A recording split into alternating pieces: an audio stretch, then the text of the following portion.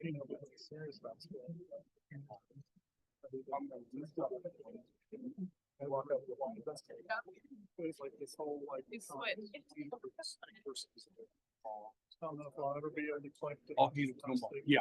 Gotcha. Whatever you need. Yeah. Okay.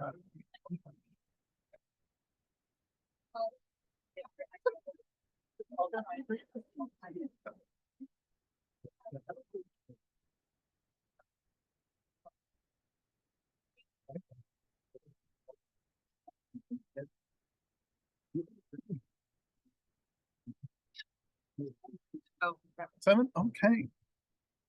You better get started. Thank you, Pat. Anybody point the meeting not to be in. Yeah, boom, boom, boom, boom, boom. would you Bill? take over? I'd like to call the Smithville R2 Board of Education meeting to order. Dominic, would you please lead us in the pledge of allegiance? I pledge allegiance to the flag of the United States of America and to the republic for which it stands, nation under God, indivisible, with liberty and justice for all.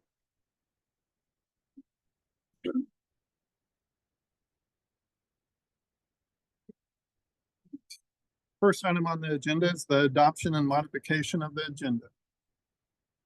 If there is no modification of the agenda, I would entertain a motion to adopt the agenda as presented. So moved. I Second. have a motion, I have a second, I have a second.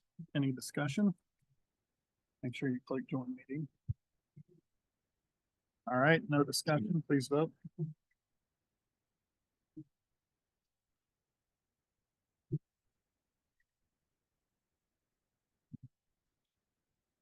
Next up on the agenda is the approval of the consent agenda items. The consent agenda consists of regular session minutes for February 19th, 2025, finance workshop minutes for March 4th, 2025, bills for payment for March 2025, Northland Caps MOU, E-rate expenditure proposals, Providence Capital Lease for devices, NEE renewal, and personnel report for March 2025. Do I have a motion to approve the consent agenda as presented? So moved. Second. Motion, I have a second. Any discussion? If not, please vote.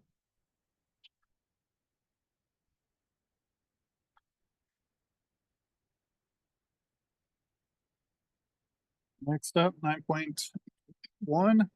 Actually, we're going to move to 9.3 first and then move on to 9.2 and then 9.1. So we're just going to mix it up a little bit. So over to you, Dr. Moss.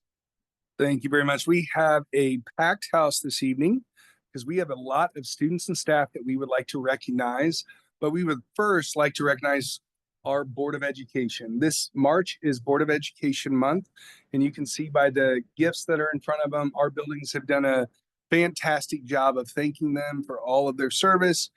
We have a Horizon would crumble without you. There's some, you keep popping as the popcorn. So very thankful for all of the work that our board does. I would like to invite them to come to the front of the table. They rarely have the opportunity to give themselves any recognition. So I'm going to invite the board to the front of the table as I share a little bit.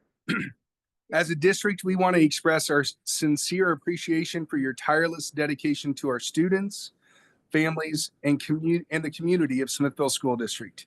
Your commitment to our staff is evident in your focus on listening, taking action based on their needs and taking action based on their needs and requests. We have greatly appreciated the increase in compensation, the adjustments to elementary class size, and the continued to work to support all of our staff members, whether that's increasing the steps on our classified salary schedule or increasing the steps on our certified salary schedule. The fact that you come today, we did a board walkthrough where everyone was able to visit our schools. The fact that you come to our buildings and listen to us and hear from us means a lot to us and more than we could ever explain in words or in gifts. Your work enhances and provides more opportunities for our students. This commitment significantly benefits every one of our students, our staff, and makes us a stronger community. So I just wanted to take a chance and say thank you. And with Mindy out, we are going to come and Denise is going to be our photographer this evening. So you guys get to this time squeeze together. Yeah. Yeah, you guys have to-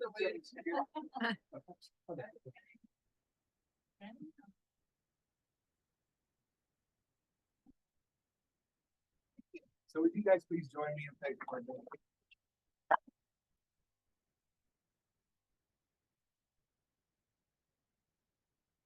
Now we're going to move on to our students and staff, and we're going to turn it over to Dr. McGinnis. All right, first tonight, we would like to celebrate our DECA students. That is the Distributive Education Clubs of America, state qualifiers. We are excited to celebrate several students who have qualified for the DECA state competition. This state competition is a competitive events program where high school students showcase their business and leadership skills in areas like marketing, finance, hospitality, and management, with the goal of qualifying for the International Career Development Conference.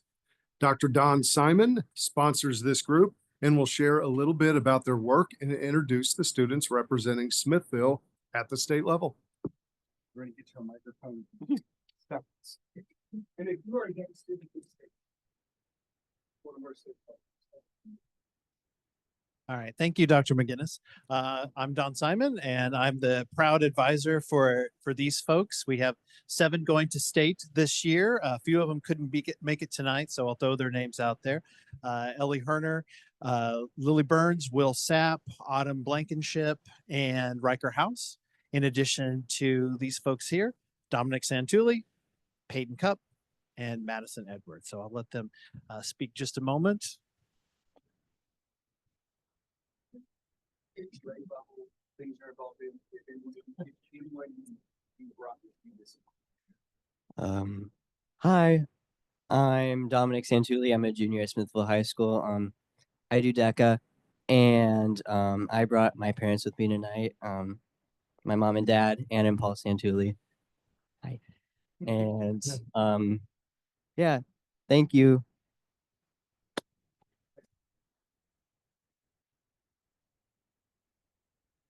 I'm Peyton and I'm a sophomore and I basically just joined DECA.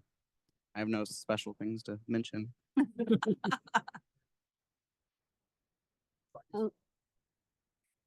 I'm Madison. I'm a sophomore. This is my first time doing DECA.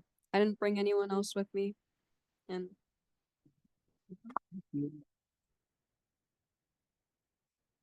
Yeah, they seem to have no problem talking in class, so I don't. But we have our state conference this weekend. Starts Sunday evening, goes all day Monday, and part of the day on Tuesday.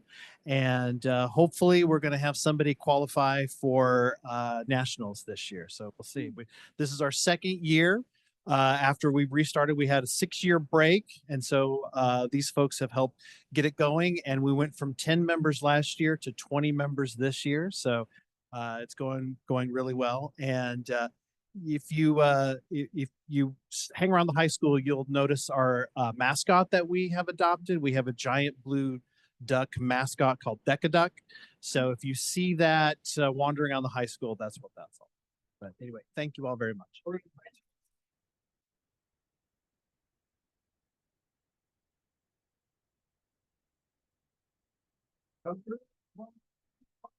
Good job. Good sign. And then you guys get to be up front. I want to.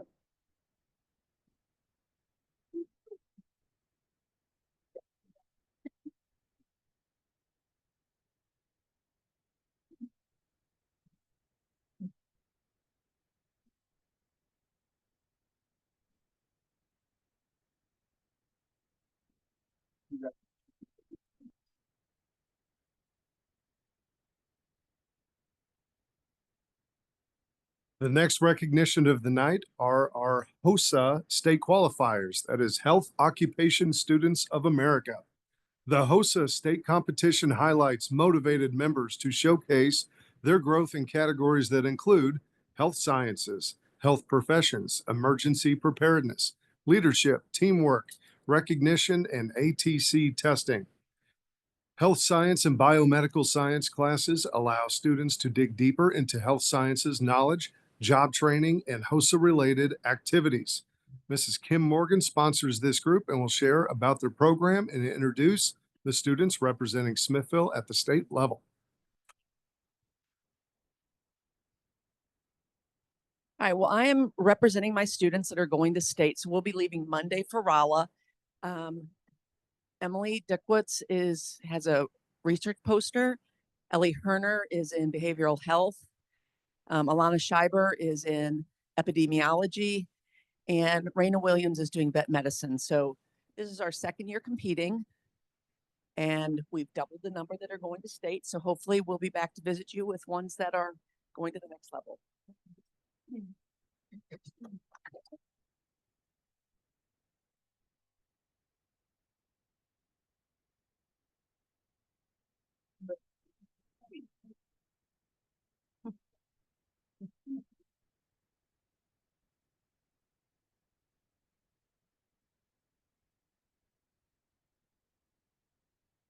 Okay, our next recognition of the night are the FBLA state qualifiers, that is Future Business Leaders of America. Students who are considered state qualifiers are FBLA members who have successfully competed in their district or regional level competitions and earned the right to advance to the state level FBLA Leadership Conference. This year, we have a multitude of students who have qualified, and we have Mason Thrum here to introduce the team. I think so. Oh, yeah. So Miss Marsh wasn't able to be here today because she had a prior commitment. So I'm introducing the team. I have a script that she gave me. But we are excited to share that we have qualified for the FBLA State Leadership Conference this April, the Sunday, April 13th through Monday, April 15th, or Tuesday, April 15th. For the state FBLA Leadership Conference this April, where we will compete against top students from across Missouri. This achievement reflects our hard work, dedication, and the support of our advisors, teachers, and school. We look forward to representing Smithville at state and appreciate the opportunity to continue growing our business and leadership skills. Thank you for your support. The following people qualified for the state competition in Springfield, Missouri: Ellie Herner, Adam Hamza, Anna Harrington, Mason Thrum, me, Gracie Torres, Carl Tanner, Helena Overschmidt, Samantha Fleshman, Matt Summers, Alexa Alvarez-Bazan, McKinley Massey, Emily Duckwitz, Skylar Finch, Lillian Estep, Andrew Lassiter, Sudden Rogers, Matthew Amador, and Isabella Monticello.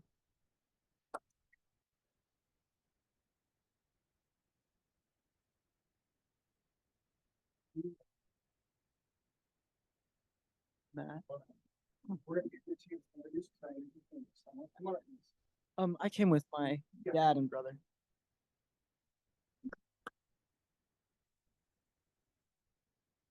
All right, I'm Matt. I'm in business ethics and business communications for FBLA, and I'm really excited for state, and I'm here with my dad.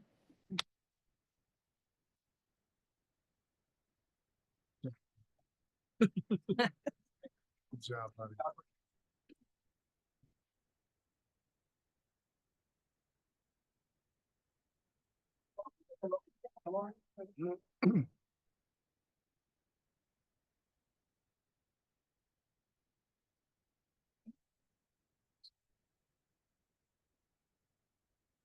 Good job, Mason.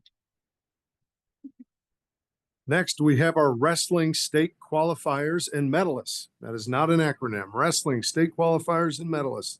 The boys and girls had a successful year with several athletes qualifying for the state meet in Columbia, Missouri during the week of February 25. The team celebrated several accomplishments and had several wrestlers leave with hardware from the state meet. Head coach Taylor Middleton is here to introduce his state team. Thank you. Yes, we got almost all of them here tonight that qualified for state this year. I'll introduce Aiden Robeson first because he's not able to make it with us tonight. But yeah, these guys and gals, they had a phenomenal season. Really worked their tails off. It was definitely one for the books. With as all you know, the weather this winter was quite wild. We had a couple extra overnight stays for some tournaments and things getting stranded on the road. And so, really, really good stuff from this crew for the year. I'll let them introduce themselves and tell you how they finished up the season. Hi, I'm Maddie. I'm Addie Pickett. I am a junior and I got fifth at state this year. I did not bring anyone with me. I'm Virginia Myers. I'm a senior. I placed fourth this year, so I didn't bring my mom. She's probably on her way, so shout out to Tara Sue Clark. My name's Remy Hutchcraft. I'm a freshman and I did not place a state. My name is Dawson Ballard, and I did not place a state. I'm Tristan. I got second, and I'm here with my parents and my brother. My name's Brennan. I brought my mom and my sister. My name's Hayes Middleton. I got third at state, and I'm just here with the coach.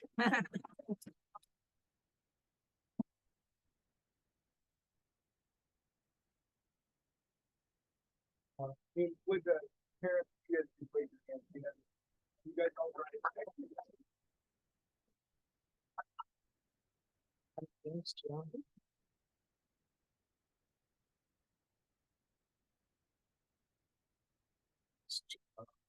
Gotcha.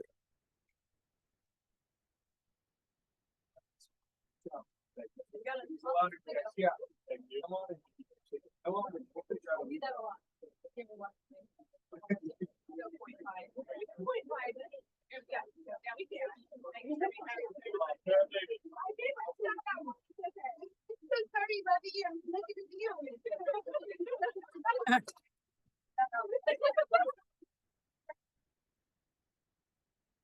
And we'll make sure.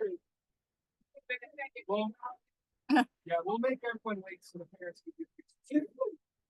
All right, okay. Are we ready? Yeah.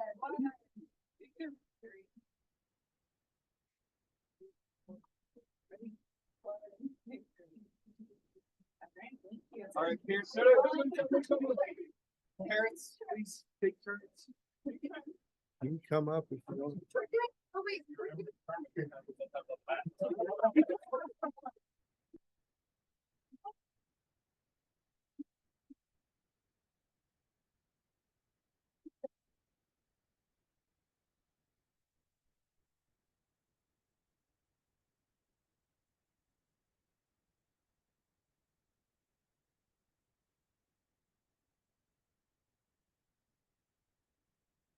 I got it. We're good.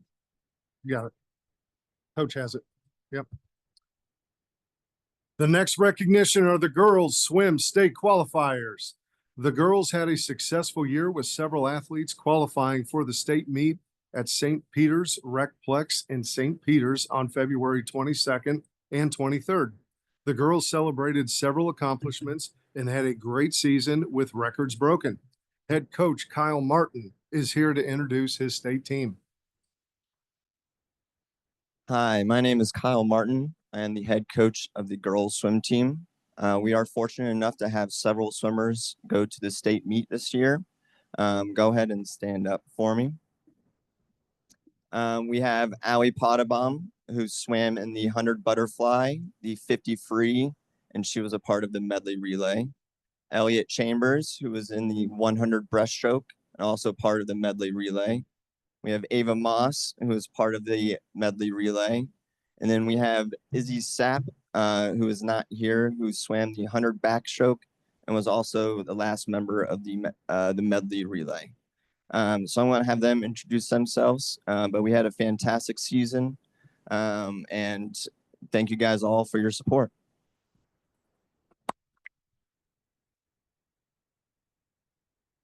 Hi, I'm Allie Potabom. I am a senior this year, and I brought my mom, Melissa Potabom, and my dad, Greg Potabom. Hi, I'm Elliot Chambers. I'm a freshman this year, and I brought my dad, Scott Chambers, and my mom, Carrie Chambers. Hi, I'm Ava, and I'm a sophomore, and I brought my dad technically and my mom.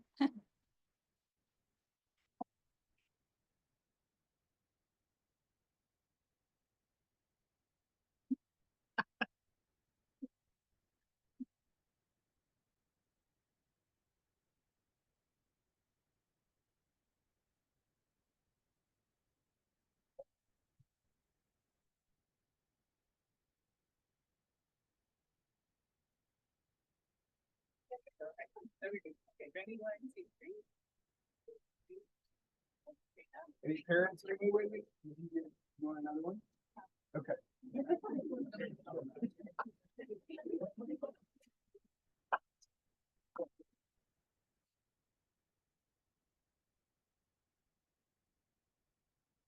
Okay, we have a recognition for the Missouri Outstanding Athletic Trainer of the Year. Each year, the Missouri Athletic Training Association recognizes a person based on their effort or a series of actions over a year that benefited the organization's membership or profoundly influenced the care provided. While we know this because we work with her regularly, we are excited that our very own Jenny Fight has been recognized for her tremendous work as an athletic trainer.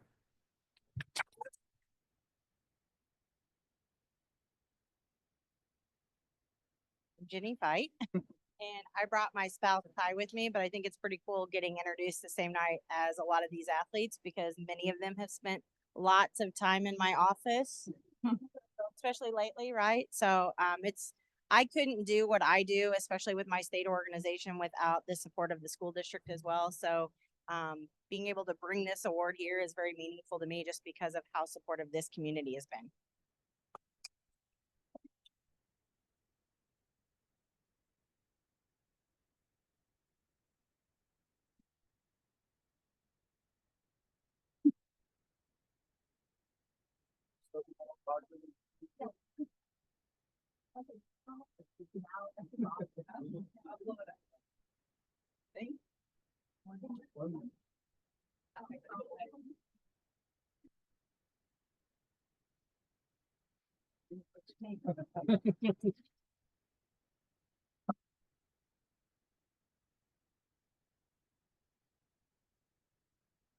We're tag teaming it because I have a special group of educators I'd like to recognize tonight.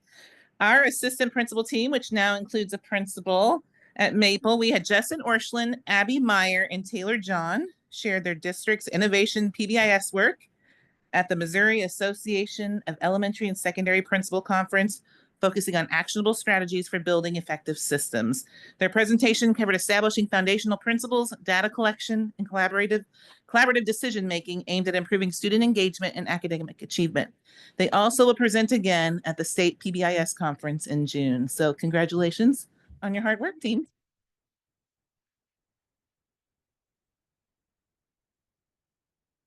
So you guys get to come through as well, and you get to shake hands and we get a picture of you. And you can announce yourselves if you want. And in 30 seconds, great. I brought Abby.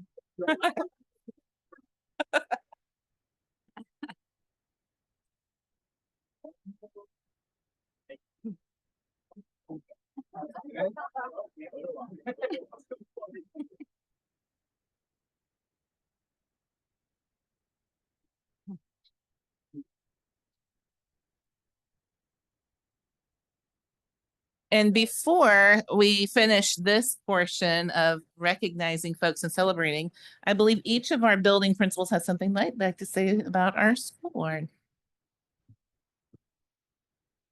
I came from Western Kansas and I've told them many times, but I'm going to tell you again tonight. I have never seen a board of education. I've been in education myself for 30 some years, and I've never seen a board of education support and come into the schools like they have. I mean, like they all come and tour the building and talk to us and look at things. And that's pretty rare.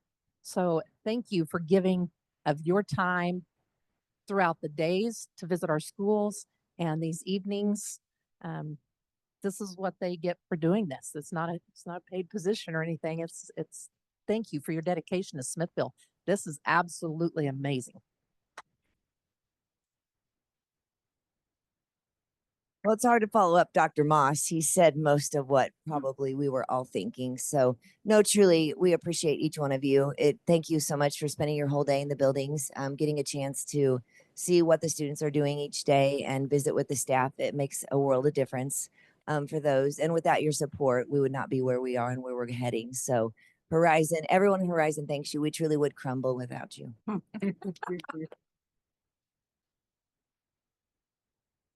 I mean, I could echo what these two ladies said, but I've been here, this is my third year now, and it's truly apparent how important it is that the teachers and the kids, you know, you can tell that they come first. And I think ours said something along the lines of "You help Maple soar." A funny story about, so we this, we bought some kites for the Board of Education, kind of go along with our saying. And Abby Meyer and I worked really, really hard to cricket press some Smithville S's on those kites, but we failed over and over and over. So you have some real nice green kites without any S's on them, but we really did try, because we do thank you very much.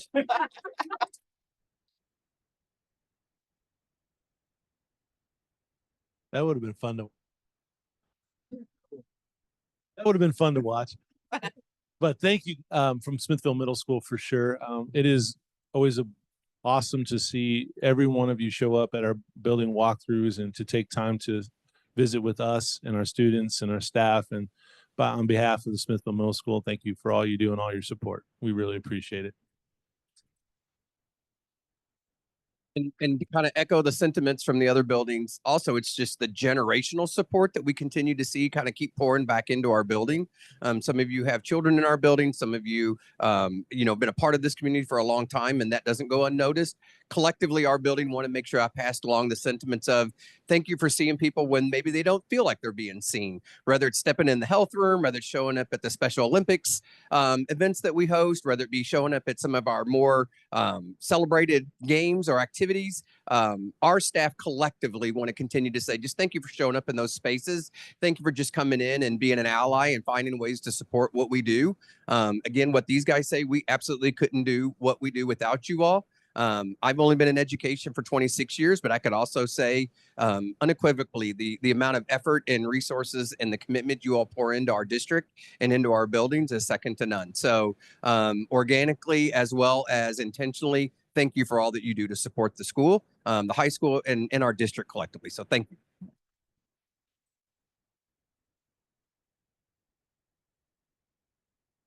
Everyone is welcome to stay.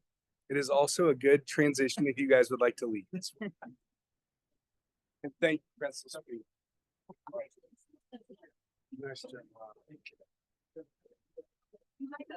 I love you. Bye guys. See you tomorrow.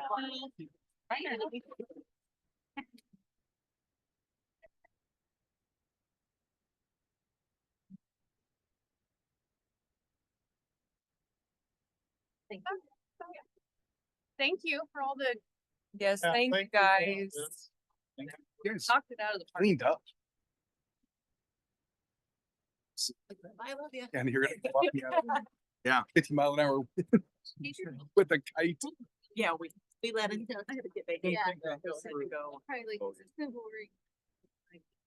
Yeah. So we're gonna go. Yeah.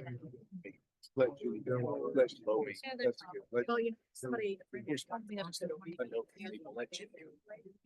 Oh, let me make sure she's good. Yeah, exactly. Do that like a year and a half. It's a good plan to keep. It's probably back to Rick to get that.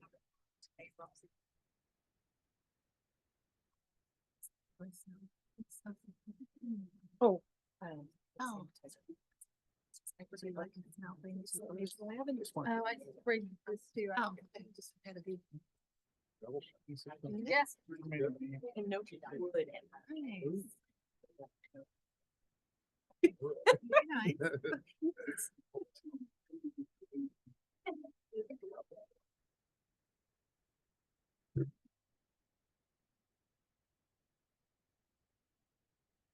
Okay, I think we're gonna move on to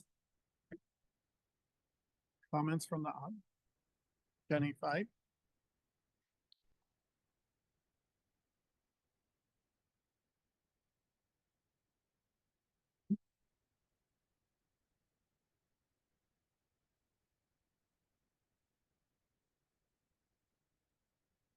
Now we're on.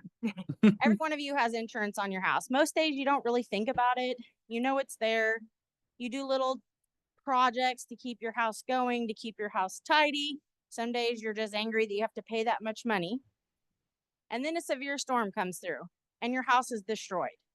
And you're so thankful that you kept paying for your insurance and you kept that insurance up. Athletic trainers are that insurance. Most of our day to day goes unnoticed. People don't know the things we do in and out. Many of you might see me or other athletic trainers sitting at a game appearing to be doing nothing.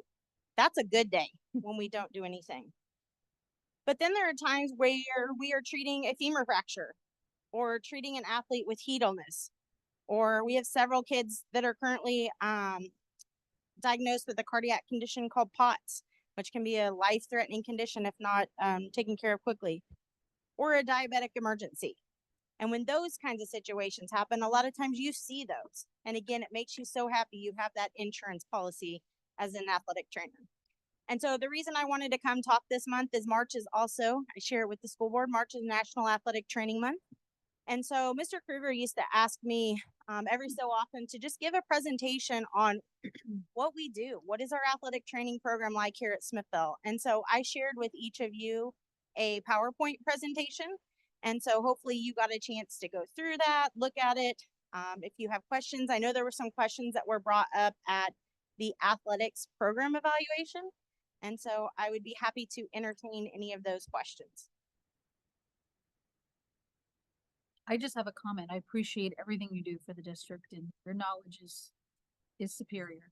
Thank you. Yeah, so thank you, Jen.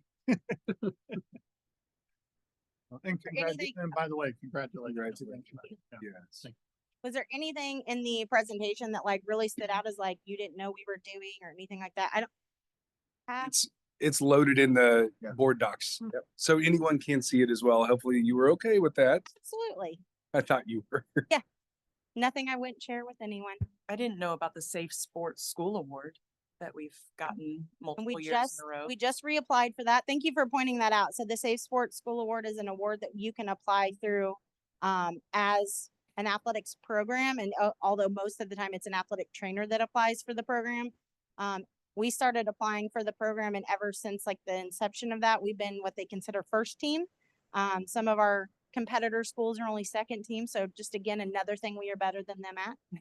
And a lot of that has to do with, we have all of our emergency action plans in place. We have a medical provider that I coordinate with to get referrals for everything, including mental health issues to general health issues to orthopedic issues. Thank you so much for all of your work. Thank you, Jen. Yeah.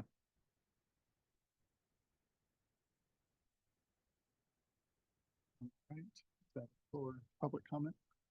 I believe so. Okay. Can we give Jenny though one more? Thank you. Okay, next up, 9.2, correspondence. Oh, Yeah, I'll do correspondence, then go over the other part of the superintendent update if that's okay. yeah. But we wanted to give Jenny the opportunity. Our correspondence this evening is from Maple Elementary. It is a thank you card to the board. You heard Taylor talk about how you guys helped them soar, and then their challenge with the cricket or whatever it is they use for decals on there. But and just a thank you from the staff at Maple for all the work that you guys do for our students, for our staff, as well as the community. The next piece I was going to share is just a couple of general updates. A reminder that on April 2nd is our color run that we will host here on the main campus. It is a 1.5 mile walk or run trail. There will be multiple color spots where you will get splashed with color. No one will leave dirty, or no one will leave clean, I promise. There will also be several, which were very popular last year, and we had many asked to return food stands so that you guys can get food from. We're hoping Denise has dialed up the right day with weather, as we have a 70-degree swing from yesterday to today. But I think we now have over 900. So we have almost 1,000 people who have signed up to participate. So our t-shirt budget went up a little bit, but that's okay. It's a good problem to have. How many did we have last year? About 700 Cool. last year. Wow. Very good. It's a lot last year. Yeah, it was a lot. Great. So just remember, it is a cross-country course. It is not just smooth sailing the whole way. Anything else you'd want to add, Denise? No, just very excited. My team's been working very hard to get everything prepared. We do have several food trucks a middle school student designed the t-shirt this year. So we're really excited. She has her signature on it. So if you signed up for the run and you're getting a shirt, you'll see that one of our kiddos designed that. It's a great night for family. Hope everybody comes. It's a lot of fun. So, And even if you did not sign up, you can still come and participate. We just won't be able to, we won't know if we'll have a t-shirt for you. The next piece, I just want to share an FYI on the date. It's kind of just been finalized, but on April 3rd at 6:30, the Smithville Chamber will be hosting an event in our PAC for those that have a ballot issue. So it'll be ourselves, the city, as well as INRAD. And that'll be in the PAC at 6:30. I don't have all the details. They just asked us if we were willing to host. And of course, we'd be more than willing to do that. Over the last month, we've had 2 opportunities, one through the cooperating school districts of Greater Kansas City, as well as the MSBA, to go down to Jeff City for Advocacy Day. While Jeff City is on spring break this week, meaning our legislators have the week off, there's been a lot of conversation, everything from open enrollment, the 169-day calendar, funding the formula. I gave a lot of those updates regarding the financial impacts that we could potentially see during the workshop earlier this month. So I won't go into all those. I would just say, please be diligent.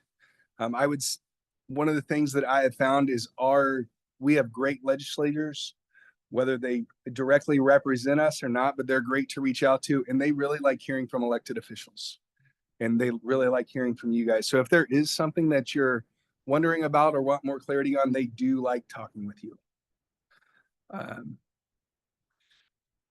The other big event that our high school hosted, and I'll see if PJ wants to add anything. I included it in the Friday update, but our Green Tie Affair occurred last week, and it was another awesome event. Carol does an amazing job organizing it. We have 3 different classes that every student participates in. It was well over a quarter of our students in the high school participating in that, whether it was a bid to sell the product that they had produced, or I saw one for a community center and how they wanted to develop that. I saw another kid with his own logo and that they were going to sell that. But really great event, amazing for our students to have that exposure, and so appreciative of the community that comes in and listens to those pitch. It's kind of the pitch I would describe as what is the TV show? Shark Tank. Thank you. Kind of like a Shark Tank event that they do. And it's a great chance when you look at the hierarchy of how a student performs based on who their audience is. When it is someone from outside that they don't know, that's when they are at their best. That means they are probably also the most nervous they've ever been as well. But a great event. What other pieces would you like to add, PJ? To piggyback off those remarks, Carol Nokers, who you referred to with real world learning, able to stretch the walls of the classroom and push those boundaries a little bit. And I was pitched by a couple kids, and it was so fun to listen to them because you could see the wheels turning and them reliving the entire process from having the idea to prototyping to learning about the model, the pricing.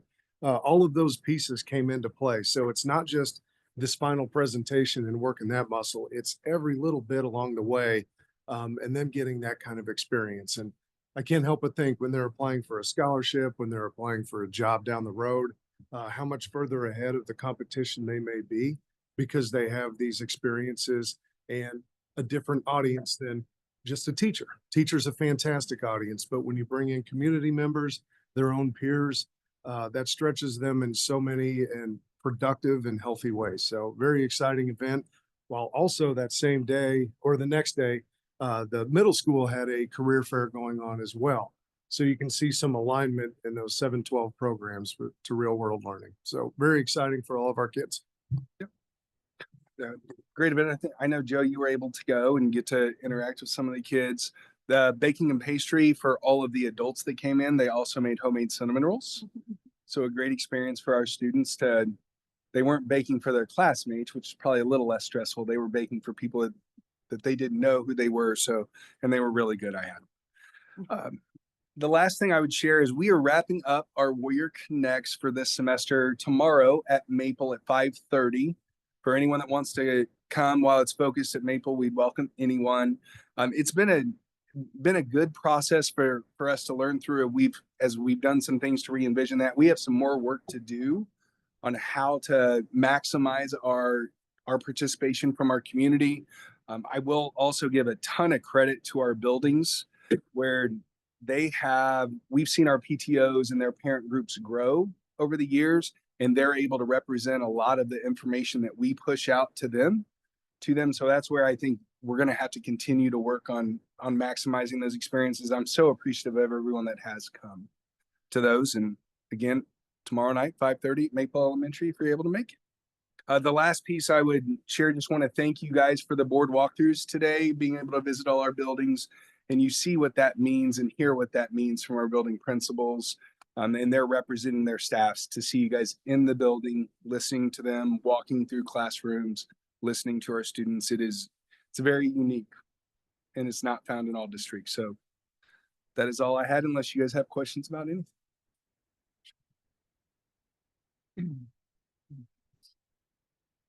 Okay, great. So I know we went out of order there for communications, but on to new business, 10.1, Navitas. Oh, no, it's old business. Okay.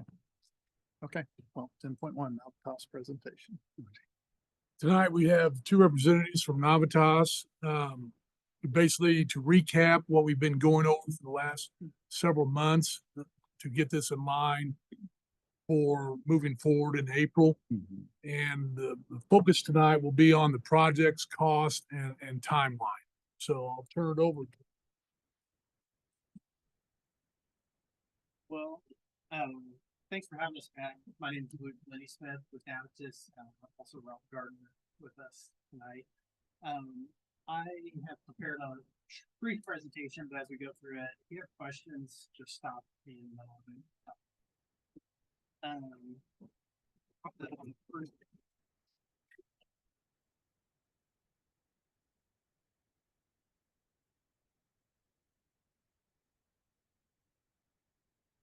probably haven't before that yet. So the first thing to go over, the first thing agenda items, but first thing we'll cover is a facility condition assessment recap. So we came about a year ago through so we came about a year ago, started a process working through what are all the different needs from an energy standpoint and different maintenance standpoint.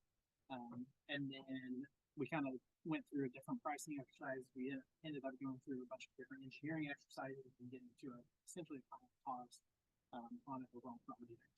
So the first slide on the one, I scrolled up. Oh, right. Too far.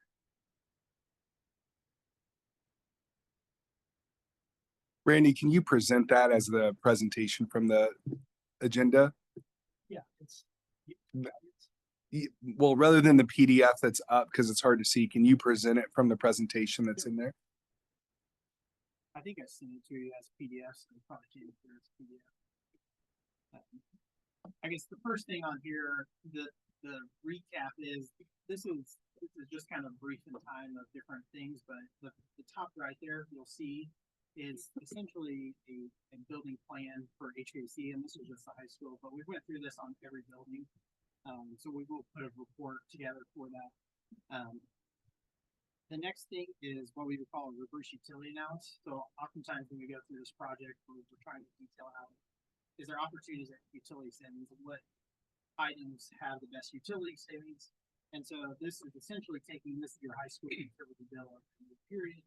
It's taking every piece of equipment in high school, plugging that back into your utility bills, and then we can start to calculate what your opportunities for energy savings on each measure.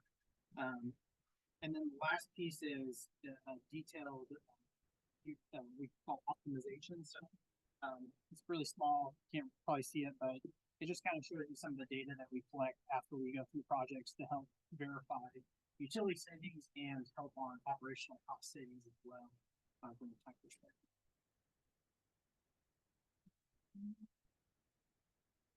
So this graph here shows, so there's multiple users inside as we went through the project. So This is kind of the first, we kind of go through 3 different exercises, but the first one is kind of the initial findings. So we went through every facilities the district has and built out a list of, okay, there's some LED lighting opportunities, definitely at the high school and PAC. There were some parking lot opportunities. Envelope would be anything from a building infiltration standpoint. So your skins, your roofs, windows, soffits. The next thing would be mechanical systems. There's some different opportunities from changing the existing system, keeping it the same, or potentially changing that to a new system. And then there's some others that would be water efficiencies, potentially turf on some. I know you guys are looking at that solar. A couple of the buildings you don't have it. The fire alarms.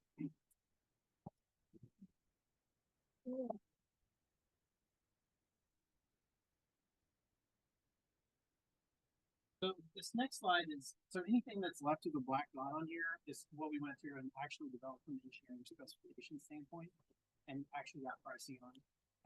On this slide, there's some red triangles. I guess I want to point out that we did not develop any further from the scoping standpoint. So Eagle Heights is probably one on here. I know originally a year ago, there were some HVAC challenges. As we went through that, there's still, that project is still partially under warranty. There's a lot of challenges with that building. We understand that it's a potential project likely in the future, but one of the reasons we didn't fully develop costing standpoint here.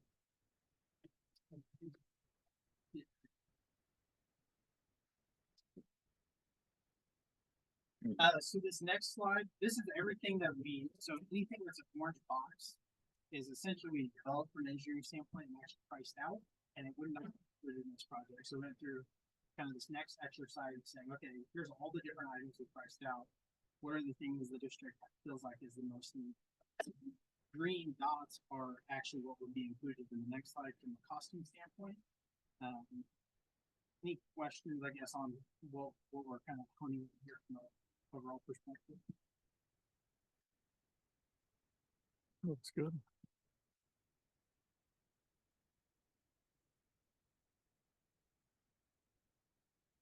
So from a overall cost perspective, so those green dots equate for this overall top, and this is a breakdown on each energy conservation measure. But I can kind of go through this in a high level. The high school HVAC is a big priority. Maple Elementary is another priority from the HVAC standpoint. Building automation system that will help across the district. It will upgrade some of the systems that you already have in place, but bringing up the front end. Optimization would be helping from a data analytics standpoint, helping continue to save energy. Middle school and Horizon water-based commissioning. So both of these schools have newer HVAC systems, but there's definitely an opportunity to help maximize efficiency in it. There were some once those buildings got newer systems, there was some increase in utility spend. So we'll try to help kind of bring that back down to where it was prior. Parking lot lights. So out here at the high school, there was 6 different lighting poles, and they're replacing the existing lights to have better lighting for security purposes. And then the last thing would be a small portion of roofing at Maple. Those total to 4.3 million. And then we have a contingency dollar amount of 250,000. So the way that works is if there's unknowns, oftentimes like a good example would be roofing. If you get down, insulation is wet. In this area, we would be looking at the roof. We have the thermal imaging, so the drum, it is wet insulation. So if you get down to the decking and the decking is rusted and needs replaced, those are items.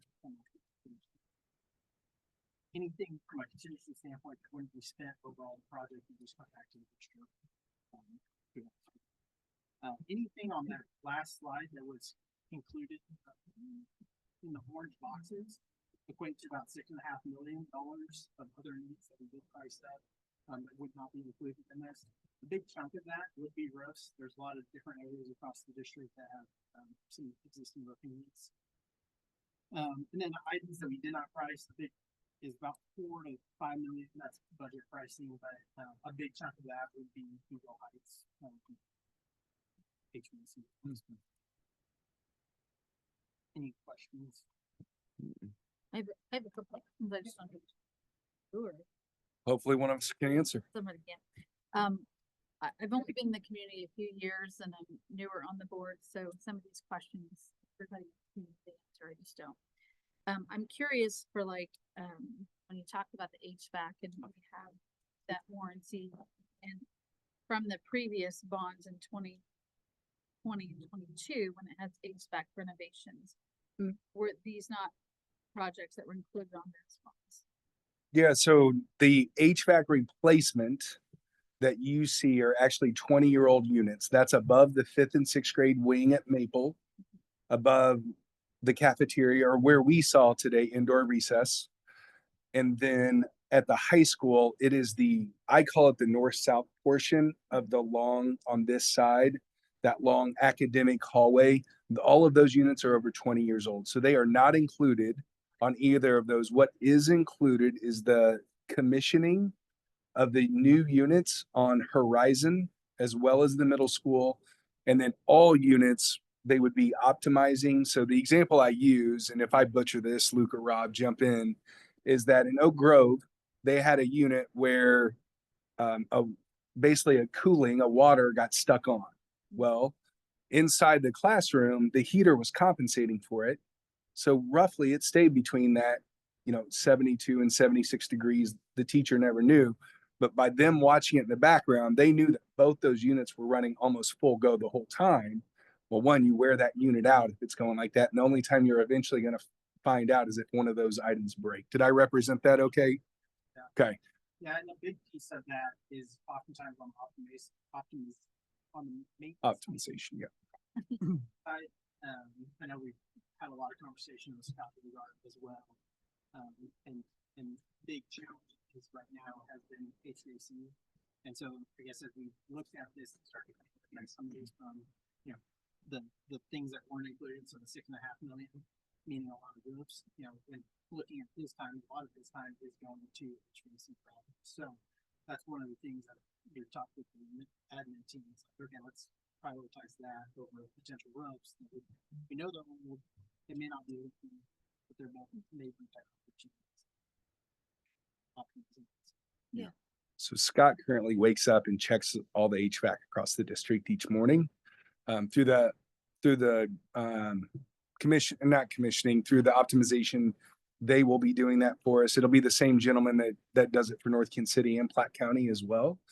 So we're trying to also gain Scott's time back to do the other pieces, if that helps with the history piece. It does. Thank And you. the other thing that they didn't mention that I will, after talking with Mr. Bogart, after we talked with Mr. Bogart, Dr. Newhart and I did, we had some decisions to make on like, could we go to a different unit? Do we stay with this one? And Scott wanted us to stay with the same unit. So we're staying with the same unit that is currently on our transportation facility that we replaced at Horizon and that is also at the middle school. So that way we're trying to limit the number of people we have to call and chase for those pieces as well. Makes sense. I think I guess further explain that. I think what you're asking is on the last bond issue with the bus facility. We replaced most of the older units on Horizon, and I think the middle school was the last time on the bus facility bond. The bond before was the older units on Maple. I'd hate to say which ones, but it was other schools that had. Yeah, I was just too. curious.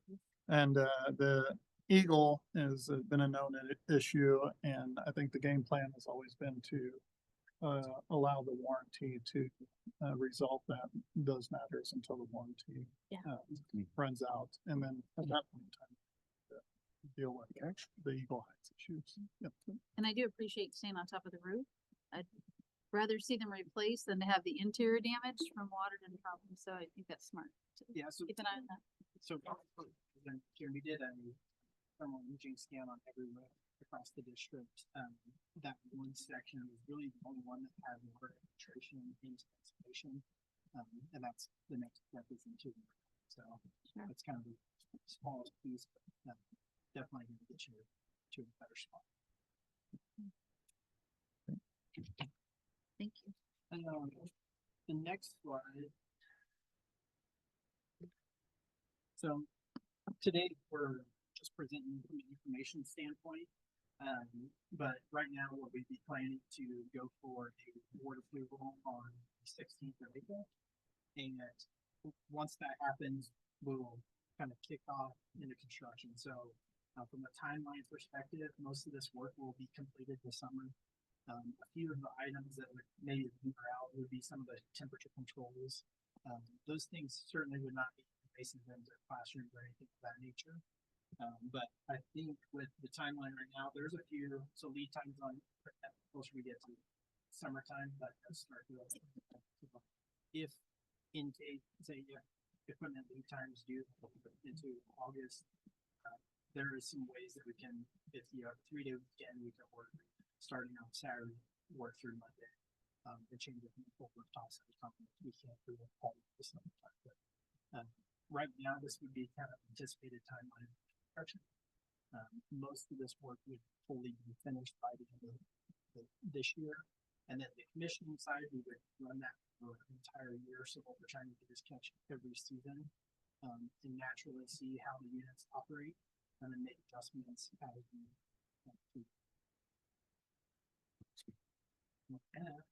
if there's any additional questions. The only other thing I would like to add is that this was. Okay. Did you have a question, Joy? No. Okay. This was timed very purposely. Last month, Mr. Saxon was here and Dr. Newhart shared about our deferred maintenance in that February meeting. All of the items that you see that we would be working with Navitas, which I say Navitas all the time. I apologize. It's Navitas. Navitas would address items on that deferred maintenance list, and all of the units we have identified are 20 years or older. So they are, I don't want people to say you just showed us, I want us to make that connection that you just showed us this entire huge deferred maintenance list and then you're chasing something else. No, this is exactly what we showed that to show that these are the things that we would need to address. This would get us farther along than what we've been in the past and chart us a path forward to start addressing those needs. Yeah, you touched on it, but the only comment I had was around HVAC, and there at the start of the school year, just having the sensitivity to what that temperature usually is. I know coming out of the HVAC upgrades, the last bond project, we had a couple classrooms that were pretty uncomfortable for periods of time. That's not, with those temperatures that can hit in August and September, it kind of could become a safety issue. It usually doesn't, but definitely want to make sure that we're sensitive to that. You guys don't control lead times, I understand. So equipment gets pushed out, just having the sensitivity and awareness to that student environment to make sure that we have to move the schedule around. I know I would be completely open to that, I think the district would too, that we just make sure that we prioritize the students in that classroom and their comfort. Yeah, and I guess big picture, we will have project manager and construction on site. So there will be daily direct communication with building staff, building admin, and then certainly updates with pretty good. Good. To get closer toward the start of school, if there's adjustments. Outside of roofing, on these projects, like HVAC and the parking lot lighting, all that is usually pretty straightforward. Is there any other concerns or unknowns that we could encounter on any of these other projects that you might be a little nervous about? Not particularly on any of these. I have had projects with HVAC that are a little bit more complex systems that have utilized most of the contingency, if not all of it. Yeah. But I think from a, like you guys don't have a ton of hazardous material that we have to encounter potentially, but I think for the most part, these should be pretty straightforward. Like Mark said, a lot of the HVAC units are what you guys have been installing in the past, so very familiar with that unit. And the units that we're pulling off, so like say at the high school, those units will come off, the existing curb will stay, and they'll use a curb adapter, so they don't actually have to recut into the roof. So that mitigates some of the challenges that you might have from the 100% condition. Can you talk through that monitoring process? You guys will be continuously monitoring and optimizing those systems. using the same person that is local to other districts. When he encounters an issue, what does that process look like? Does he go directly to Scott and notify him? Do you guys come out? How's that process look like? So that can be tailored to each district's needs. So, for example, at Platte County, where I came from, they have an HVAC tech on staff. And so when we encounter an issue, and it really depends. So like when you come to the HVAC unit, that's currently a controls issue. And so our guy will kind of determine, say, okay, this appears to be a controls issue, or it appears to be a HVAC issue. And for the district, they'd say, I think right now we communicating with Scott and saying, hey, this appears to be an HVAC issue. You're going to need to call tech to come out and fix this. Or if it's a controls issue, you can do that. At North Kansas City, we actually just call their HVAC service person. So if they have a service, I think they have a service contract on several of their buildings. And so our guy can go, hey, looks like do this bypasses the school department calls this. Thank you.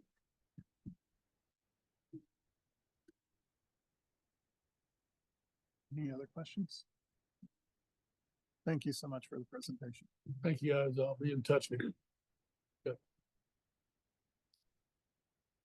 Okay, next up, general financial review 10.2.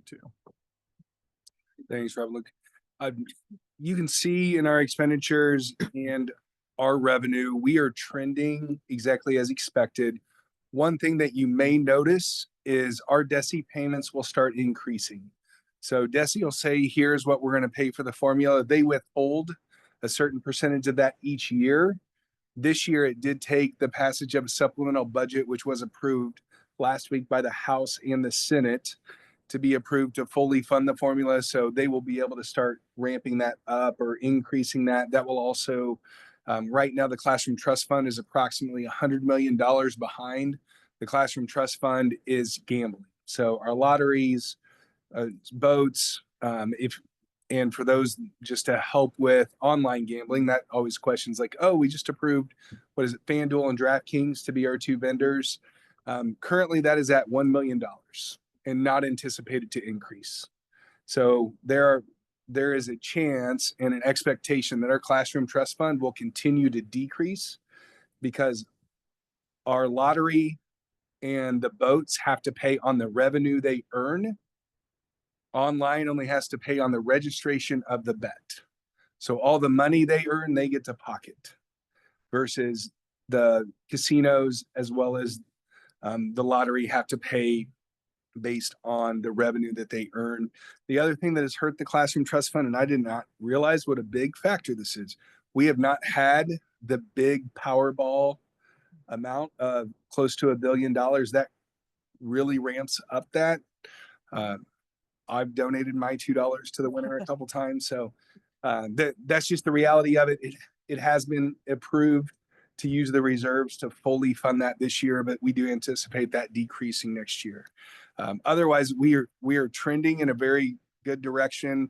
The other thing I would share is, because we live like farmers and our January is our big payday, we have met with MOCAT over the last 2 months, and we've invested approximately $6.5 million into MOCAT, into different 3, 6, 9, 12 month investments that then ensure that we have enough cash for payroll. So we did a payroll analysis with MSBA.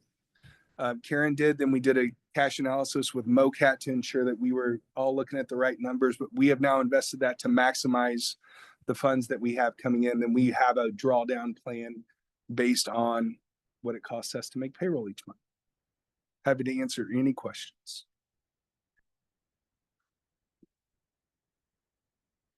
Any questions? This is info only. So if no other questions, 10.3 board subcommittees, I will throw this out over to Mr. Nichols. Yes, we met tonight, the Finance Committee, for exec session. Talked through the Navitas updates they presented tonight. Mike Reich was here last meeting, our finance workshop 1 and 2, to discuss a little bit on the financial side. He'll be back next meeting and be able to talk about our COP options for funding those projects. And then we got another update from the sports staff, their salary and benefits committee. We did ask them to look at some of their asks that they presented at the finance committee, and they were able to provide some updates, and they're going to continue some work on a couple of those items.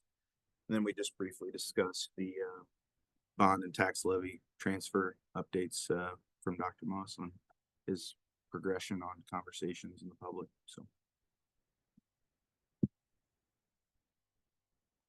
Okay. Yeah. All right, as info only also, 10.4, Mid-America Golf and Landscape invoices for middle school track.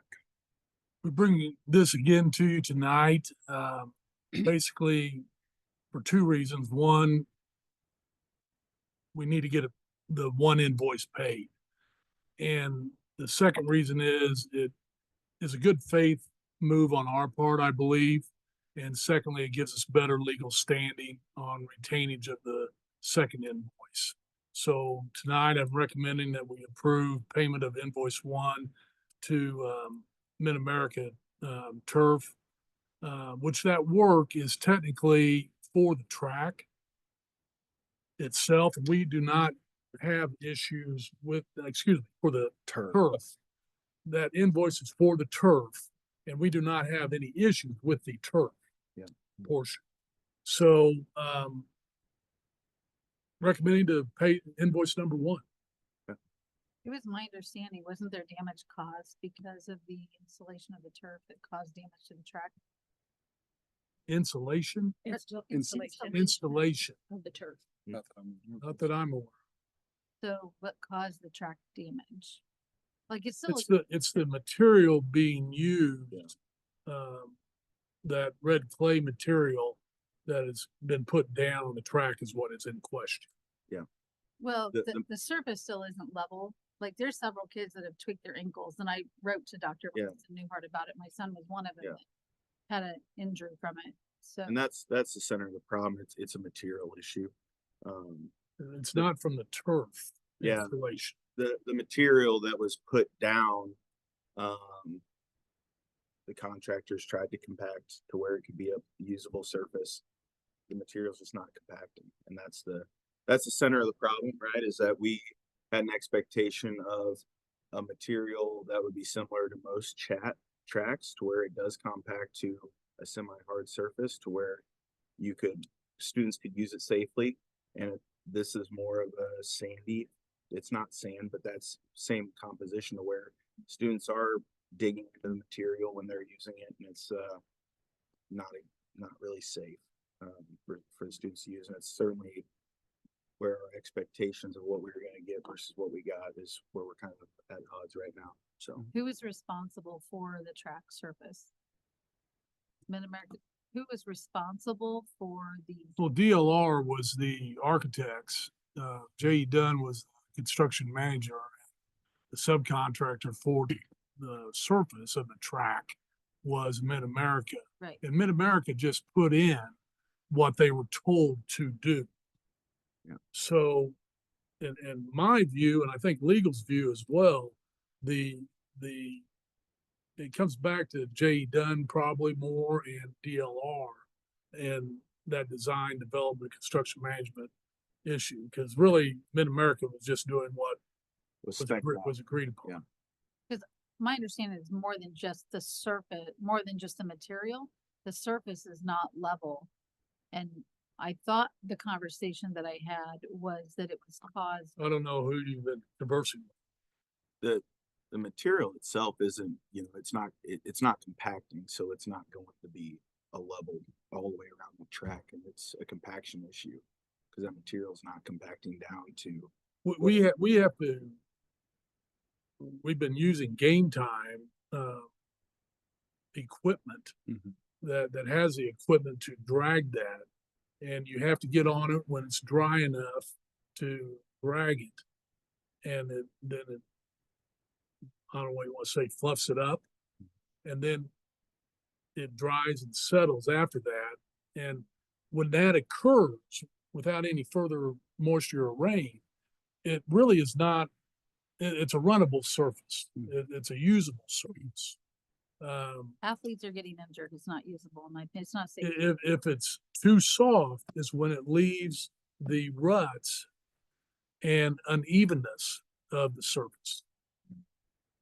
So with everyone kind of pointing fingers of whose fault's where, that's why we hesitated even last meeting to release those checks. And I don't think legal had an issue with us not releasing the 2 checks. I haven't changed in my recommendation.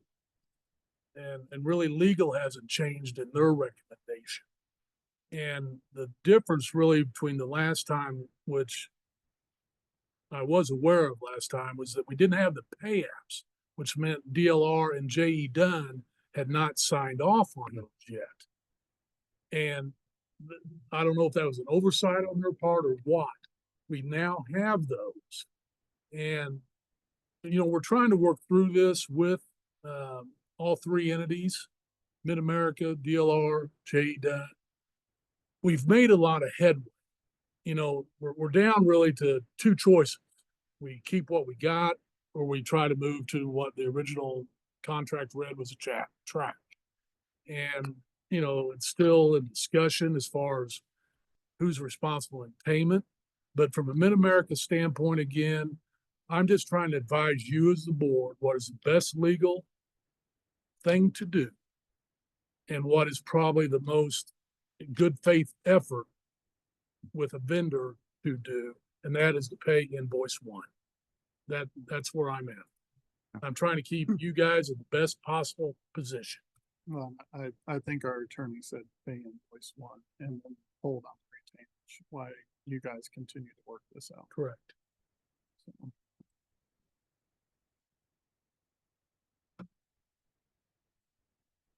Anybody else have questions about it? That's how the conversation went last time. Are you feeling like no? That's not. I'm gonna vote no. You guys can vote however. I'm gonna vote no. I you know, talk about good faith effort. I mean, that track has been messed up for a while now, and so You talk about work that's for the turf. Yeah. I understand that, but they were also responsible for the track surface. You still have the retainage fee. Yeah. Yeah. That makes sense to me. Withholding invoice 2. Yeah. We still have a 'Cause I'm right opportunity to have some leverage in the conversation, but releasing payment for the part of the project that we are happy with. It's pretty standard practice when these types of problems happen.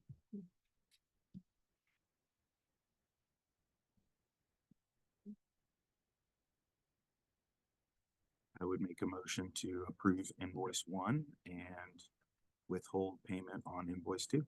Okay, we have a motion on the floor. Do we have a second? Second. We have a second. Do we have any more discussion on it? If not, please vote.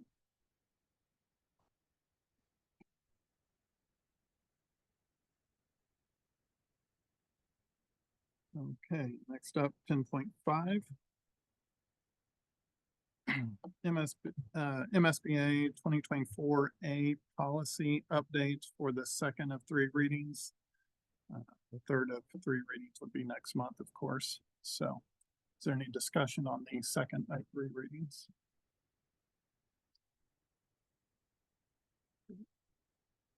None?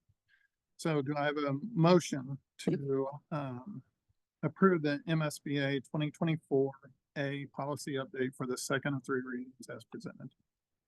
I have a motion. Do we have a second? Second. We have a second. If any more discussion on this?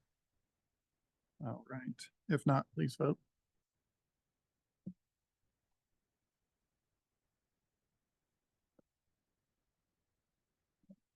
Next up, 10.6 MSBA 2024 D policy update for the second of 3 readings. Do we have a motion to approve the MSBA 2024 D policy update for the second of 3 readings as presented? So moved. We have a motion. Do we have a second? Second. We have a second. Do we have any discussion on D? If not, please vote.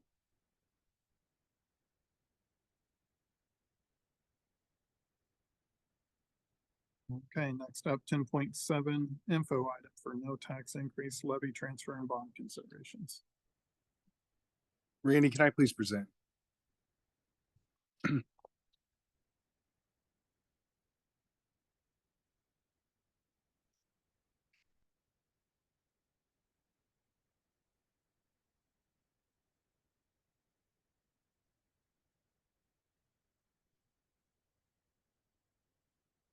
I'm just wondering if I can present from my computer.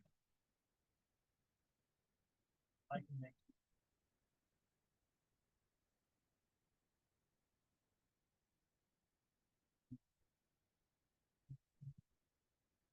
Well, as we get that going, I wanted to just review and share the information that we've been able to share with our public. We've also had some recent renderings. Those renderings were based largely on initial feedback and then additional feedback, and we anticipate more renderings coming this next week. But I do want to allow Dr. McGinnis set up a series of meetings for Insight to come in. They met with middle school staff, they met with Todd, got input on those projects. They came over and met with high school students, probably about 25 of them, to get input from them. Transition to meet with the high school staff, a large group of staff, to get a lot of input from them. Then transition to both some softball and baseball families. So anything else you would want to add? But I do want to thank him. That was about a 7-hour day starting at 1 all the way to when we wrapped up that PJ put together for us. Yeah, it was a productive day and there was a lot of folks that got that together. Corcoran, the high school, Dr. Moss, Insight was very responsive with the request to meet in several places with a pretty tight timeline, considering dismissals, different groups. There was a lot of variables and they made it happen. Dwayne Cash and Josh Kennard came out. And like Dr. Moss said, we started at the middle school and this was about talking to the people who would be most impacted. So this is library. This is the coaches that use the offices and the locker rooms. Mr. Winterbore was able to pull a student focus group and grab their input. So we were able to capture that. Our next stop was here with high school students and we showed them renderings, talked a little bit about what the initial ideas were and asked them to dream. Not necessarily take what you have and dial it up, just think differently. I mean, what do you want this to be? What experiences do you want to have and what facilities and equipment do you need to make this happen? We want to listen and take the idea from here, move a little bit closer, have another conversation, move a little bit closer, and that's how we framed every one of them. The high school had a great turnout for their staff meeting. Several groups were there, admin, nurse, counselors. We had library, about everybody affected, which is a very large group. And what was very impressive is the detailed notes that were taken by Insight. We had 4 pages sent back to us in return. Even with the detail, when Cash said this, lots of heads nodded. So they were capturing all kinds of feedback and response. And that was a request of ours because if we don't capture at this point, the next spot down the road could be compromised and then we have to go backwards. So I was really impressed with Insight's ability to take what they heard from our staff, get it in writing, and then I've been able to, with the help of our admin team, go to those people that said those things and said, does this accurately reflect where you are? Are we missing anything? Do we need anything else at this point in the game, knowing that we have further to go? Then baseball, they were able to show up. They talked about the KCK field, Benedictine, the batter's eye, press box, all of that stuff was taken into account. And then we finished the evening with softball. They were able to give input about bleachers, press box, even the detail of hooks on the dugout so they could place signs. So every little bit of detail that was given that day was captured. Very, very productive, and was really impressed with how quick people were able to engage and give us that input. So thank you to Insight and everybody else that made that day happen. We got a lot of work done.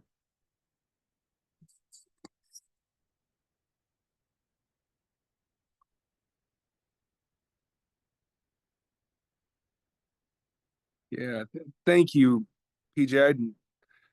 I feel like he was a little understated how much it was. Like he was literally sprinting from the middle school over here to get the high school kids prepped, then went over and got the high school staff prepped. It was very appreciative of everything that he did that day.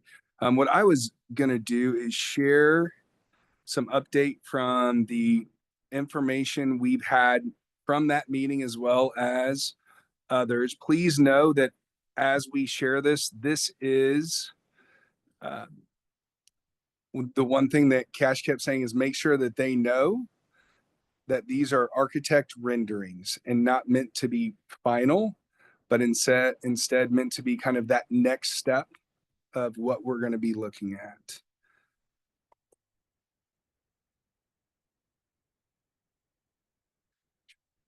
Okay.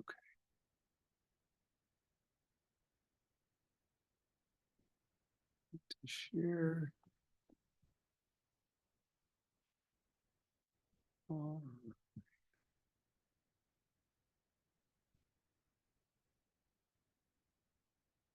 So just a little background. We have 2 questions based on your approval in December that we'll be considering a no tax rate increase bond initiative as well as a levy transfer. Just a reminder about that levy transfer. What we are asking is to transfer those 30 cents from our debt service funds into our operating funds. And what that would do is give us the ability to focus on compensation, benefits, having recruiting and retaining staff, addressing any staffing needs, as you've heard from our elementary principals talk about the appreciation of that reduction in class size, continue to work on that and help us reach to be in the top 10 of the 22 in the region. That 30 cents would be focused on those things. That would go both in our Fund 1 and our operating, how we pay all of our classified staff, as well as in that Fund 2, how we pay our certified staff. We do want to make sure that we share the ballot language because it can be a little tricky. That first paragraph talks about us increasing that operating piece by 30 cents. We want to make sure people read that second part, that we're going to be reducing our debt service by an equal amount to make our tax rate remain the same, which is 475.04. That's why it is a no tax rate increase. I always share the story, and some people are probably tired of hearing it, but Platte County did this last year.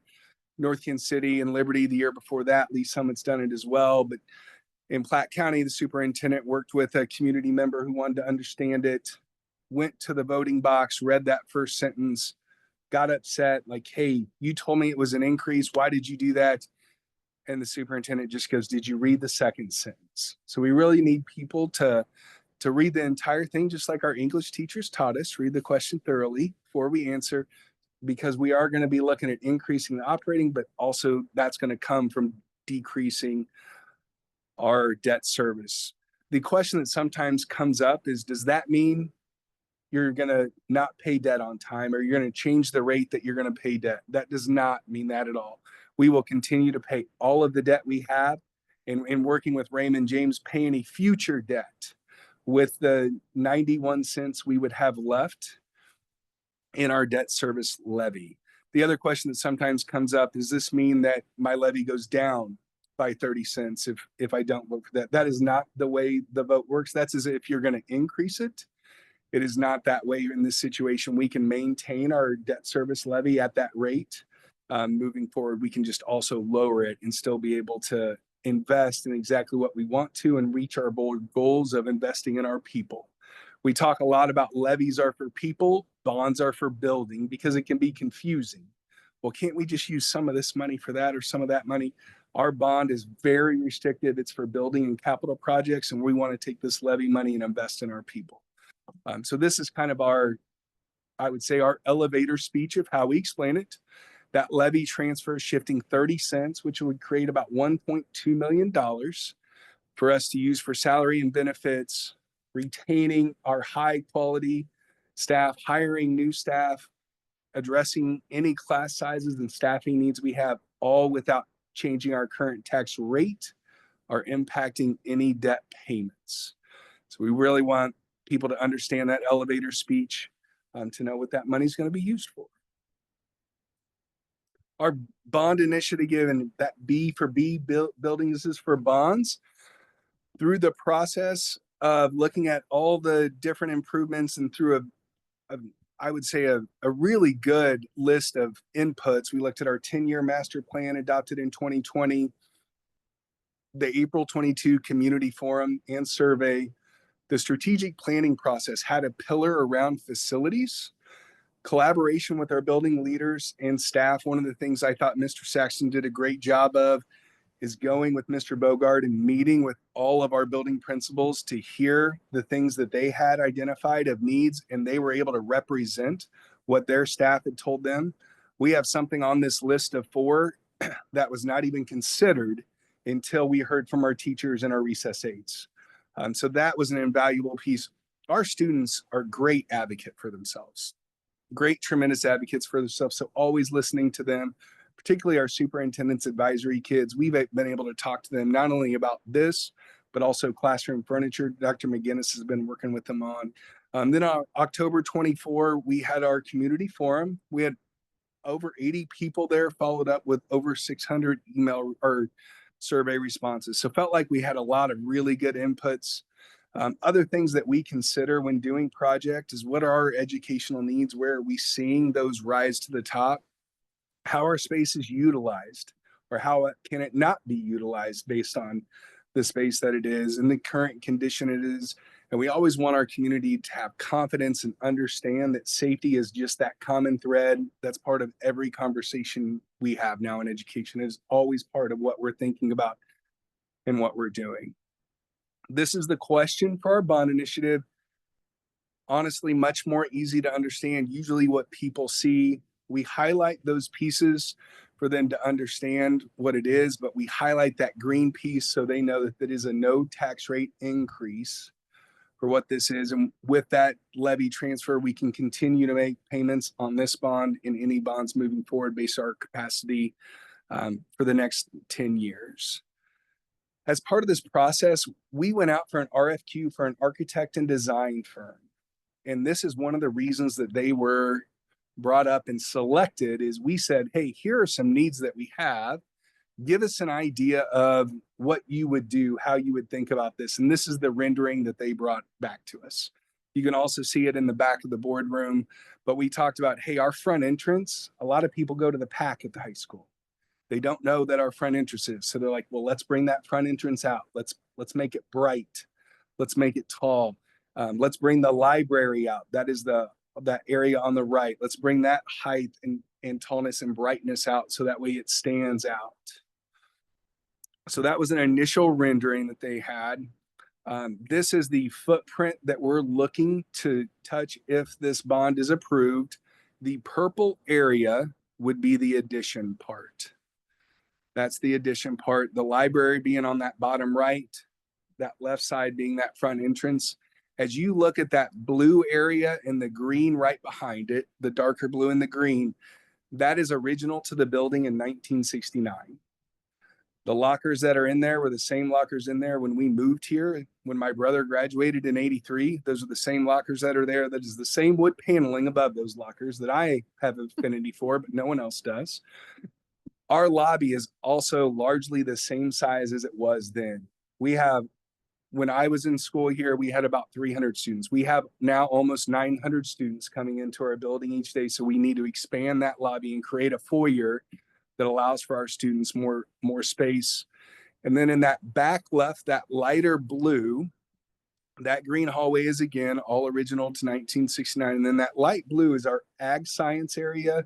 And then is our PLTW area. It also used to be industrial tech. That is largely untouched as well since it was originally put in. Our ag science area has the same heaters in it hanging from the ceiling as when I was there. It's also the last place that does not have central heating or cooling within our entire facilities at Smithville School District. So those are the areas we're really looking to touch. Our students, when we brought this to them, got excited about 2 things. These restrooms being added on the bottom right, that entire vertical north-south hallway and all those to the right classrooms were all added with no additional restrooms. So our students are very excited about restrooms being added. And then that little pink area kind of in the back in between the purple and the green, redoing those restrooms as well. Stacia's much younger than me, but she can tell you that those girls' restrooms look the exact same as when she went here. So it's time to renovate those and update those spaces. And then what this does is this creates a hallway from our PAC all the way through to our academic wing, which we currently do not have. Our students were also very excited about that, just to help with traffic flow and to be able to get to other parts of the building without always having to use that same central hallway. These were just some things that we used for inspiration that our community and our students gave us feedback on as potential front design. You can see the height, you can see more traditional. We also heard feedback of brick. Can we keep that brick theme throughout? So this is the next architect rendering. As PJ said, we're just slowly narrowing that funnel. We're not to that final piece yet, but you can see a very tall window front building. You can see that green, the Smithville High School color, which has been since we were the Green Wave, the same green that we have now. And then along that front, that brick that's along the front, and you see there through the library, when you drive home tonight by the PAC, you will see that it matches very closely and ties into what's in front of the PAC. So these are the newest pieces, again, not meant to be final, just another input that they will continue narrowing that down. The next thing we hope to get are some of those inside renderings. They met with the middle school for the media center. We have some renderings of locker rooms and those different pieces, but a lot of exciting work as we continue on this. Here are some inspirational pieces from the high school media center that our students really liked. You'll see different height seating. You'll also see the ability to potentially come in through the second level, because it'll be a 1.5-story library to not only load from the first level, but also the second. And then that part on the left, our libraries, a lot of the ones that are designed now, is there's 3 different functions within that library. There's a classroom space, there's a work area or soft area where students can read, and then there's an area that they call stacks. A lot of times those stacks are movable. That's one of the feedbacks we got from Julie, is a lot of mobility within her space, so that way they can adapt it as they go. Different spaces you can look at as we think about that ag and industrial, or ag science and industrial tech area on the top left, new equipment. There's a lot of things coming from the ceiling for power. On the right, culinary space, we had to evacuate the building, the high school, twice in the same week. I know everyone's surprised that high school kids may burn food. We do not have great ventilation in our culinary room, so we had to evacuate twice in the same week. And then along the bottom are 2 different ways to look at science classrooms. We are short a science classroom in our high school. On the left is more of a chemistry-based classroom. Greater lab work, you'll need a lot of chemical storage, you'll have gas running in there, those different pieces, a lot of ventilation. On the right, more of a biomedical kind of life sciences portion. That this space that you're seeing there would work very great with Anna Garcia in our PLTW program. She is the patient in our PLTW program. Here are just some artist renderings. Please know that these are pre-March 7th. So there will be additional work and changes based on the feedback that our architects received that evening, but just some ideas of what those spaces could look like. On the left would be a baseball. On the right would be softball. Had a lot of really good feedback about making sure that there's wiring in the dugouts if they ever wanted to add heat, the changing room space. Where do we put a broadcast or I can't even think of the word. Press box. Thank you. Where do we put that piece? There's places that have put it down the third base or first base line. You could move the concession stand behind home plate and potentially have it on top of there. Probably the thing that we hear most from our community is, please, can we get rid of porta potties?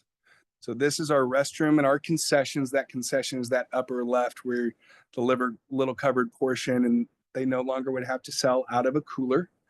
There is space for a changing area in this. Again, this is pre-March 7th, so this will change as that input has continued to come.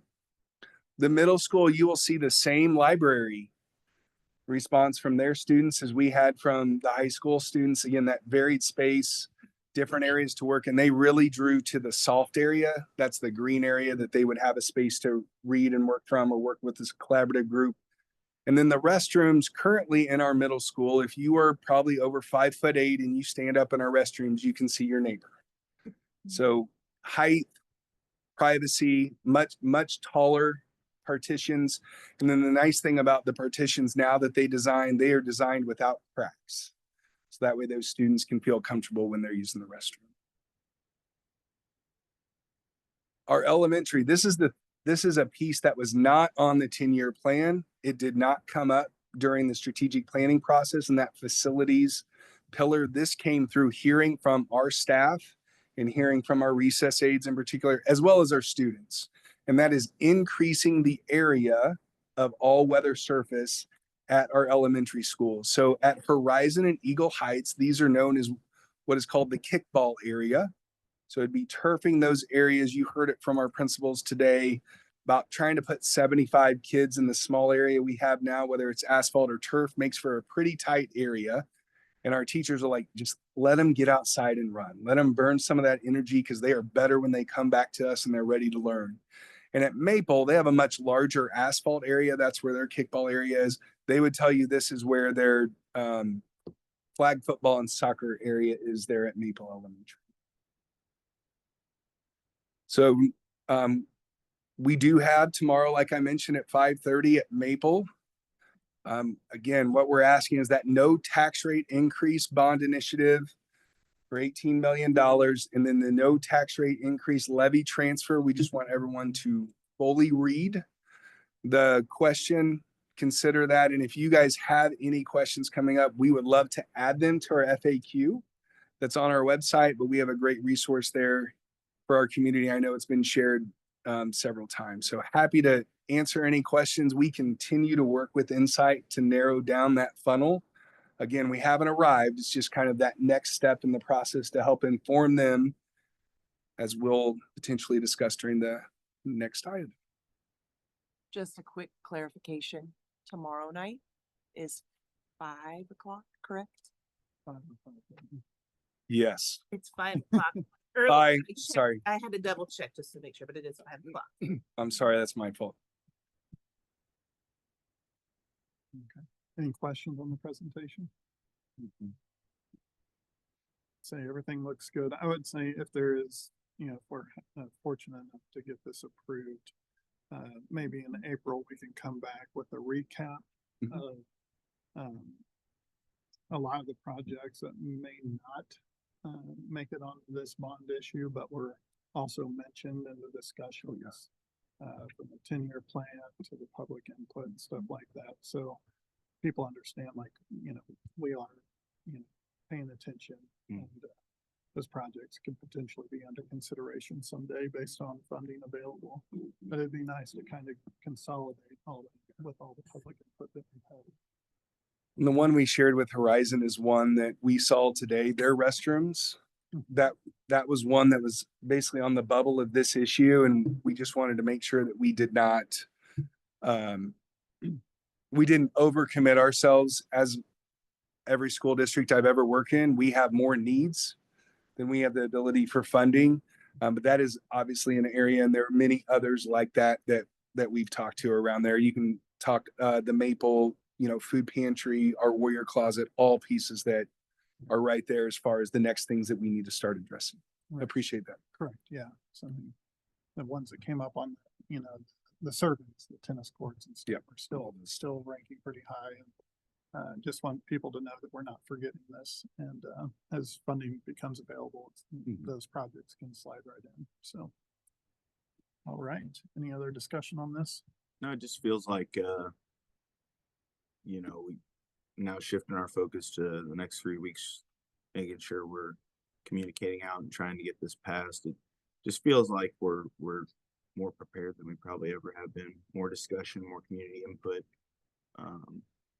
Insight has done a good job with the renderings. Midwest has done a good job of understanding and providing information and options and feedback. And it just feels like we've well more prepared than we probably ever have been for a bond and have more input, direction, and a lot clearer vision on expectations. It's pretty refreshing since, 6 months ago, we really thought this might be a rush to try to push this through, and really where we're at now, close to the finish line, it feels like we're more prepared than we've ever been. So Yeah, I'd agree. I mean, it's the amount of public input on this, this go around versus the last bond issues significantly more. And it feels like we're more focused and more deliberate in these conversations. So exciting.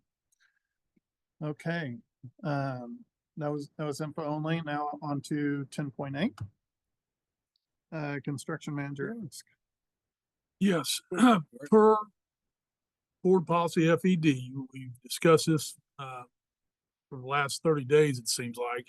But to formally announce and approve the construction manager at risk process being actual two-step process with an RFQ and then RFP, the board needs to formally announce and approve that we're doing a construction manager at risk, which is different than what we have currently or past projects have done, and doing it per statute and per policy. Right. So recommend to approve the construction manager at risk. The RFQ is attached there for your viewing. That will go out in 7 days per policy and advertise for 2 weeks. And, the timeline is attached there with the RFQ deadline for April 7th. And then this can be adjusted because you do keep your rights as a board to change any timeline you want to do. But this first part on the RFQ particularly will be set. So this just gets the ball moving. This gets the ball rolling. Okay. So do we have a motion to approve the construction manager at risk process announcement and RFQ, RFP? Let's see, policy process. As process. Two-step process. Yeah, as presented. So moved. Second. We have a motion. We have a second. Who would be the second? Stacia's first. Okay, Whitney says second. Do we have any more discussion on the construction manager? no, just looking at the timeline, we'll get the RFQs back around that April 7th time frame. That's our deadline, and then looks like we'll be able to start shortlisting those firms that we intend to work with and going out for RFPs around mid-April, right? And so at that point, posted, can you explain what that means again? Basically, it has to be legally posted in a county publishing, which is going to be the courier. And we will then also, when I say an ad will be in that, we will actually post it digitally on our website under, what is that? The Business and Finance, Randy? Where we normally post our RFPs and RFQs. so once we get the RFQs back, we'll have shortlisted firms be able to go out for actual formal proposals. At that point, we'll have, looks like early May, we'll have a much clearer direction on what these projects are going to cost and what our allocations and options could be then. Once you get the scope of the projects narrowed down, defined and narrowed, those RFPs, any company that we give an RFP to on the shortlisted determination, we'll work with Inside Design, come back with, it's a guaranteed max price is what you're going to see in the RFP proposals. And you'll know as the interview teams will narrow those down. According to the policy, the board interviews the 2 finalists. So Two that or will more. come, Two or more. 2 or more. That will come to the board.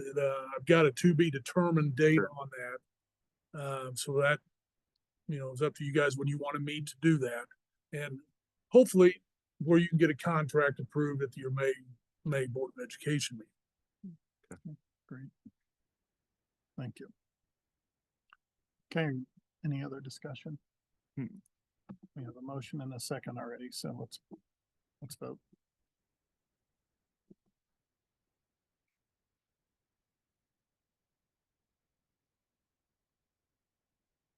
Okay, next up, new business, 11.1. 2025-2026 academic calendar recommendation. Yes, we've worked with our calendar committee significantly over the last 3 months with all the weather that we've had. They've been tremendous about giving us input on how we would adjust this year's calendar.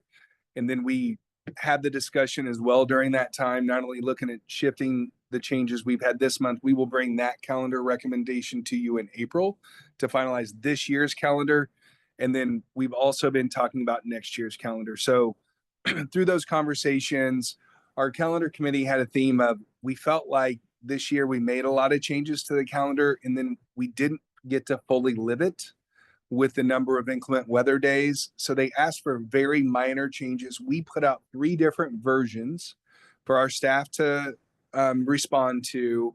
They very minor changes in them, but what you see is the one that was the most positively received. We had a little over half of our staff respond to this, which is a good turnout. And this calendar looks very similar to this year's. We will start the Tuesday, I believe it's August 19th in that calendar. Our last day of school will be an early release on May 22nd, the Friday before Memorial Day. That will give us 171 calendar days that we would have, and then we could move to AMI days.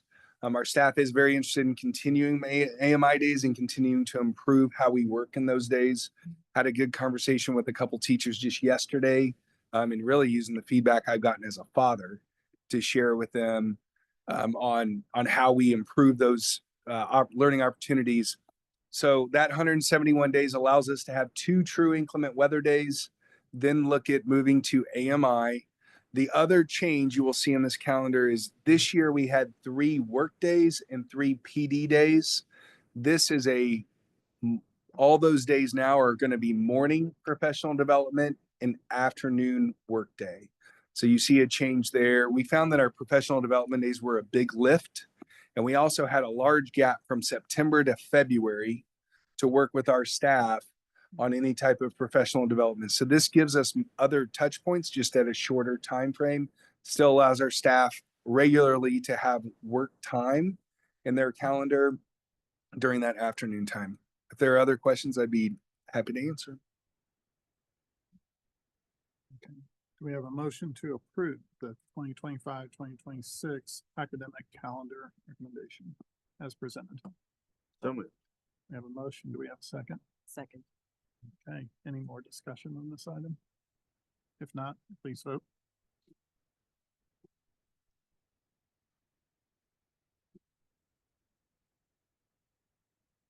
Next up, 11.2 medical and dental benefits for 2025-2026.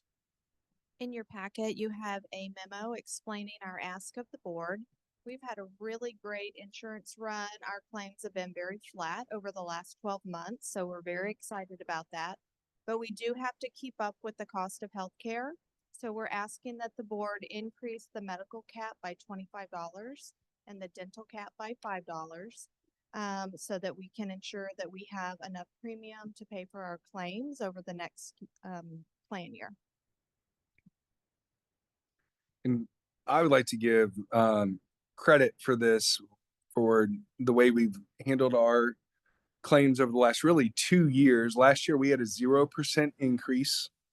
We did shift some money from dental to medical.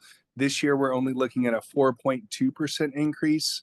That is significantly less than almost every other district I speak with. And Platte County was re-looking at theirs for a fully insured program, and the quote they got back was a 34.8% increase. And so we've done a very good job, to Kim's point, of managing those funds over the last several years. I know it always hasn't been that way, but it's been very, very good years and very good management of very good stewards of our money. I'd say 10 out of the 12 years that we've been self-funded, we've had really great history with our insurance. Something too I want to note is that this increase is for board only. We're not asking to increase on the employee side, so that any money that's in their pocket stays in their pocket.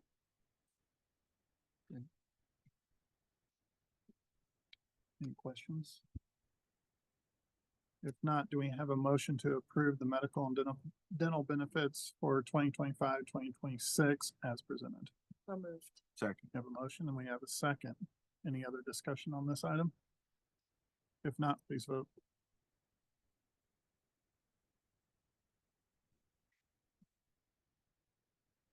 Next up, do we have a motion to adjourn?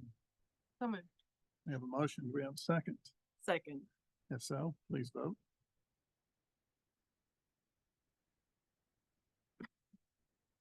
We are adjourned. Right. Thank you guys very much. Get home before the work. Minutes of, We're home again tomorrow. what's that? I'm joking, because last Oh, month. what'd you ask? No consolations. We're looking at 38, 6 o'clock.